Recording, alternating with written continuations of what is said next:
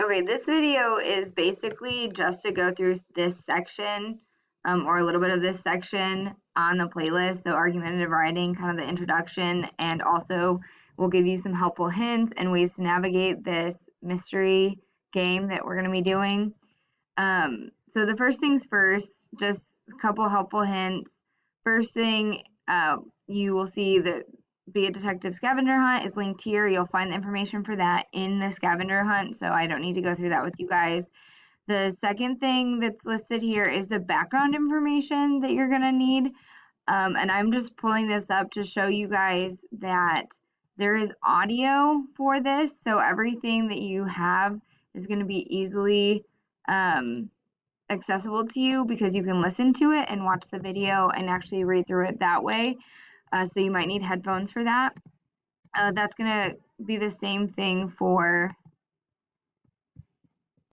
the mystery logs as well. The mystery logs will also have a place that says click here for audio, and you can listen to them and watch them and read them that way as well.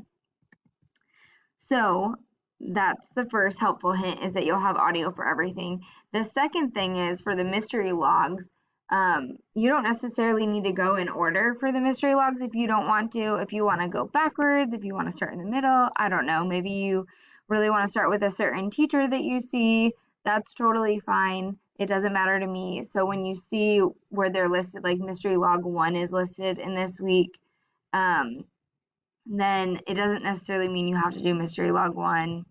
You can just like check it off even if you're doing mystery log 3, but I just am going to list them in order, so just so you guys know that. The other thing is, when you go to the mystery log, something really important to know is how to like navigate them, and also to how to follow the instructions that we want you guys to. So the first thing, or first instruction that you get when you're on a mystery log, is that you need to highlight any sentences that could be used against the staff member. It doesn't really matter what color you highlight them in, as long as you make it so that you can read it still. So let's say this is what you want to highlight. So you just like select the whole text, come up here, and you find a color. Nope, that's not what I actually wanted to do. This one is what you do to highlight it. And so then it just highlights it like that. That looks a lot better. And you can do this more than once. If you don't find any information, you don't have to do it at all. But I would really try to at least highlight one thing about every staff member if you can.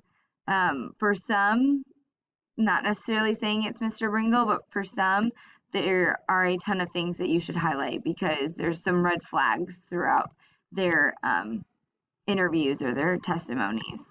So that's how you're going to go through and do that. The second section of instructions on a playlist or on a mystery log looks like this, and this is going to be the same for every single staff member or every single interview that you're going to get.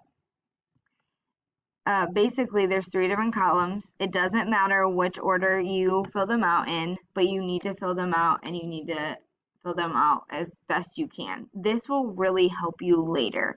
So if you actually fill them out when you're asked to do something or to prove your case at the end, then all you have to do is look at these and don't have to go back and reread through all of the actual interview. And it is important to note also for this that you are going to be doing a race paragraph for every single staff member.